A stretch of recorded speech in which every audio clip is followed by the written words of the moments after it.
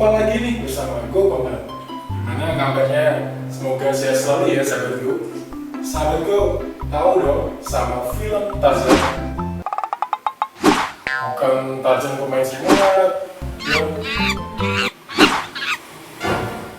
jangan yang itu juga kali. Yang lainnya dong yang dari Disney. Tahu dong.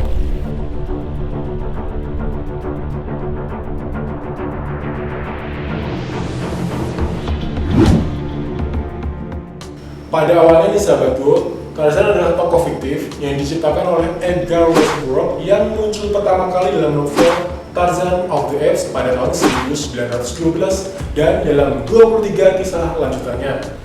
Dalam kisah itu digambarkan nih sahabatku, Tarzan adalah seorang anak dari sebuah keluarga bangsawan Britania yang ditinggalkan di pantai Afrika oleh para pemberontak. Orang tuanya meninggal ketika ia masih bayi, lalu ia dibesarkan oleh kera-kera besar yang spesiesnya tidak dikenal oleh ilmu pengetahuan. Singkat ceritanya sahabatku pasti juga sudah pada tahu, Tarzan bertemu dengan kekasih hatinya Jane saat ia sudah dewasa. Nah sahabatku, dari miliaran manusia di dunia ini, emang ada manusia dibesarkan oleh binatang? Jawabannya nih sahabatku, ada di dunia nyata dan bukan hanya di film. Bahkan sempat diteliti di universitas di Amerika loh sahabatku. Namun nih sahabatku, kisah-kisah anak ini nggak seindah film Tarzan yang happy ending. Mau tahu nggak siapa anak-anak ini dan bagaimana kisah-kisah mereka? Nah sebelum itu nih sahabatku, jangan lupa di subscribe dulu channel GoContent dan jangan lupa nyalain tombol loncengnya agar sahabatku gak ketinggalan dengan info-info unik dan menarik dari GoContent. Oke deh, langsung saja nih sahabatku, inilah 7 anak manusia yang dibesarkan oleh binatang liar dan sempat menghebohkan dunia. Siapa saja mereka? Check it out. Oksana Malaya, the Ukrainian dog girl. Oksana benar-benar anak liar atau anak yang terkurung, melainkan anak yang terabaikan. Oksana Malaya menghabiskan sebagian besar masa kecilnya di antara 3 dan 8 tahun tinggal di kandang di kebun belakang rumah keluarganya di Ukraina. Orang tua alkoholik Oksana tidak dapat merawatnya dan pada usia 3 tahun dia diasingkan dari rumahnya. Mereka tinggal di daerah miskin di mana ada anjing liar berkeliaran di jalanan. Dia berlindung di sebuah gubuk yang dihuni oleh anjing-anjing di belakang rumahnya. Dia dirawat oleh kawanan anjing tersebut dan mempelajari perilaku dan tingkah laku mereka. Oksana menggeram, menggonggong, berjalan, merangkak, dan berjongkok seperti anjing liar, mengendus makanannya sebelum dia memakannya, dan diketahui memiliki indera pendengaran, penciuman, dan penglihatan yang sangat tajam. Dia hanya tahu bagaimana mengatakan ya dan tidak ketika ia diselamatkan. Ketika dia ditemukan, Oksana merasa sulit untuk memperoleh keterampilan sosial dan emosional manusia secara normal. Dia telah kehilangan stimulasi intelektual dan sosial, dan satu-satunya dukungan emosionalnya berasal dari anjing yang tinggal bersama dia. Ketika pertama kali ditemukan pada tahun 1991, ia hampir tidak dapat berbicara. Pada tahun 2010, pada usia 26, Oksana tinggal di sebuah rumah untuk orang-orang cacat mental, di mana dia membantu merawat sapi-sapi di peternakan klinik. Dia telah mengatakan bahwa dia paling bahagia ketika berada di antara anjing.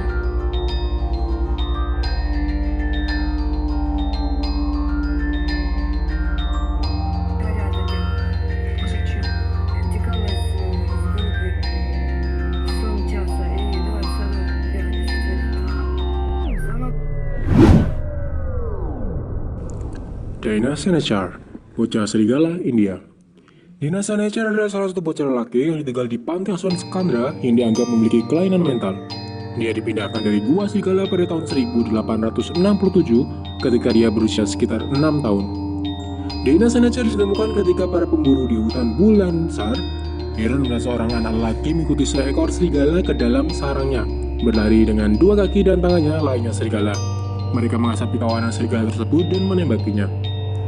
Pada awal tinggal di panti asuhan, Dina Senechar masih menunjukkan perilaku binatang liar, merobek pakaian, makan mentah di atas tanah.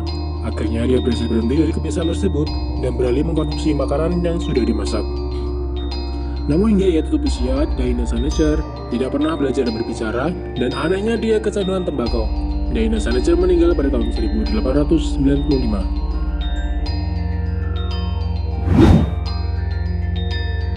Daniel, anak kambing Andes. Andes Cowboy ditemukan di Andes, Peru pada tahun 1990 dan telah dipelihara oleh kambing selama 8 tahun. Dia bisa bertahan hidup dengan meminum susu kambing, memakan akar dan buah beri.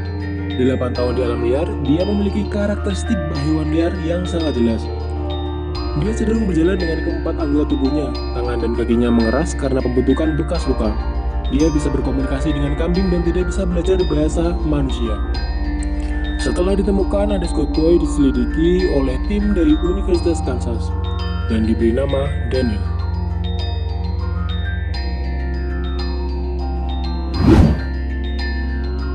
Bocah Gazelle Surya. Seorang bocah lelaki berusia sekitar 10 tahun ditemukan di tengah-tengah kawanan rusa di Gurun Surya, dan ia berhasil ditangkap dengan bantuan jeep tentara Irak. Karena ia dapat berlari dengan kecepatan hingga 50 km per jam, meski sangat kurus, ia dikatakan sangat bugar dengan otot-otot yang kuat. Setelah ditangkap, tangan dan kakinya diikat. Surya Gazelle Boy masih hidup pada tahun 1955. Dia sering berusaha untuk melarikan diri dari rumah sakit jiwa tempat di mana ia diamankan. Untuk menghentikannya agar tidak kabur lagi, bocah liar ini mendapat perlakuan yang tidak manusiawi. Dilansir dari Life Magazine 9 September 1946, disebutkan bahwa pada bulan sebelumnya sekelompok pemburu menemukan seorang anak lelaki berlari liar dengan kawan rusa di padang rumput Surya. Sekitar 10-14 tahun pada saat ditemukan, ia diyakini telah ditinggalkan sejak bayi. Ia dibawa ke rumah sakit jiwa. Tak hanya Life Magazine, Sunday Express juga menerbitkan cerita yang sama, tetapi mengatakan kecepatan anak laki-laki tersebut 50 mil per jam bukan 50 km per jam. Belo, the Nigerian Chimboy. Belo, bocah simpanse Nigeria, ditemukan pada tahun 1996 pada usia sekitar 2 tahun. Ia memiliki cacat mental dan fisik dan kemungkinan telah ditinggalkan oleh orang tuanya pada usia sekitar 6 bulan. Belo diyakini telah diadopsi dan dibesarkan oleh simpanse. Ia ditemukan bersama keluarga semasa di hutan Falgor, 150 km selatan Kano di Nigeria Utara. Ketika cerita itu sampai ke kantor berita sekitar 6 tahun kemudian, pada tahun 2002, Belo tinggal di rumah Tudun Maliki Tore di Kano. Ketika pertama kali ditemukan, Belo berjalan seperti simpanse, menggunakan kakinya seperti menyeret tangannya ke tanah. Dia akan melompat-lompat pada malam hari di asrama, mengganggu anak-anak lain, menghancurkan dan melempar barang-barang. 6 tahun kemudian, Belo jauh lebih tenang, tapi masih saja melompat-lompat dengan gaya simpanse. Membuat suara seperti simpanse dan bertepuk tangan menangkup di atas kepalanya berulang kali. Belo meninggal pada tahun 2005.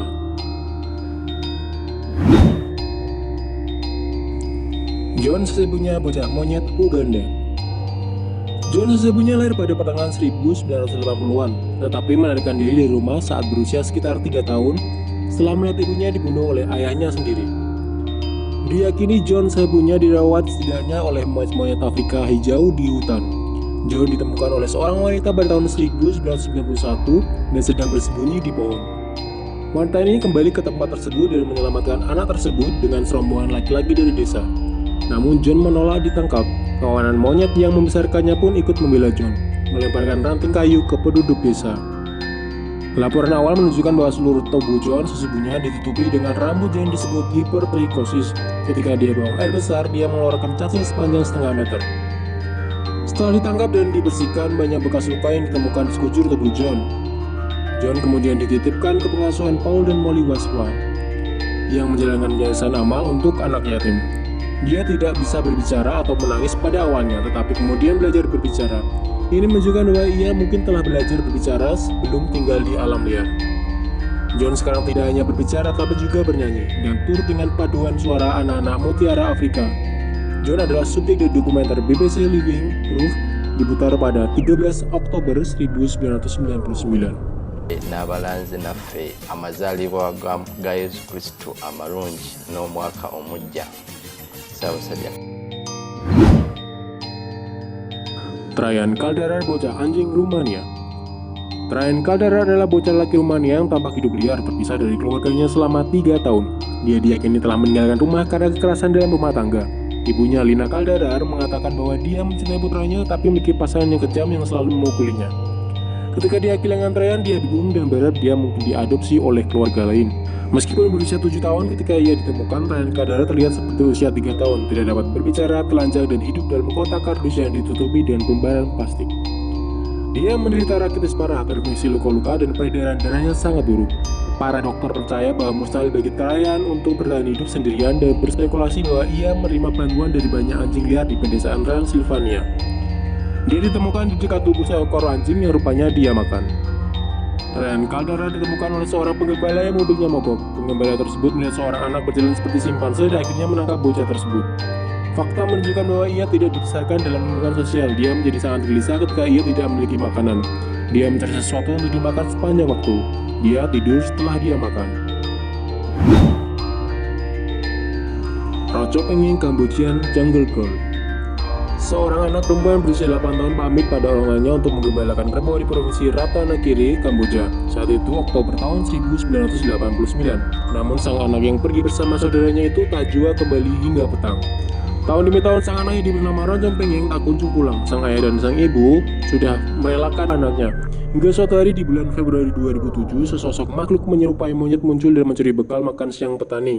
Inilah awal harapan baru bagi Lau, karena dia mengenali orang yang mencuri makanan itu sebagai anaknya yang telah lama menghilang. Dengan perawakan mirip monyet, jalan membungkuk, telanjang, kotor dan ketakutan, rambut pendek yang acak-acakan, Roco disimpulkan tinggal di hutan selama hampir 20 tahun. Hidup seperti kisah kasih Tarzan. Meski tanpa tes DNA, Lau mempercayai bahwa perempuan itu adalah putri kandungnya dan mengajak putrinya pulang ke rumah. Dia bisa mengenali Roncom dari luka di lengan Roncom. Dia pun tetap yakin meski banyak ahli setempat yang sulit mempercayai gadis 8 itu mampu hidup di tengah hutan lebat di perbatasan dengan Vietnam dan Laos. 1 minggu setelah ditemukan, ia mengalami kesulitan menyesuaikan diri. Polisi setempat melaporkan bahwa dia hanya bisa mengucapkan 3 kata, ayah, ibu, dan sakit perut. Ketika dia haus dan lapar, dia menunjuk mulutnya. Dia lebih suka merangkak daripada berjalan tegak. Keluarga menyaksikan Roco Penging sepanjang waktu untuk memastikan dia tidak lari kembali ke hutan. Ketika dia mencoba melakukannya beberapa kali. Pada Mei 2010, Roco Penging telah melarikan diri kembali ke hutan.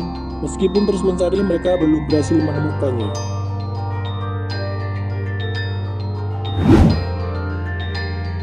Bocah burung Rusia.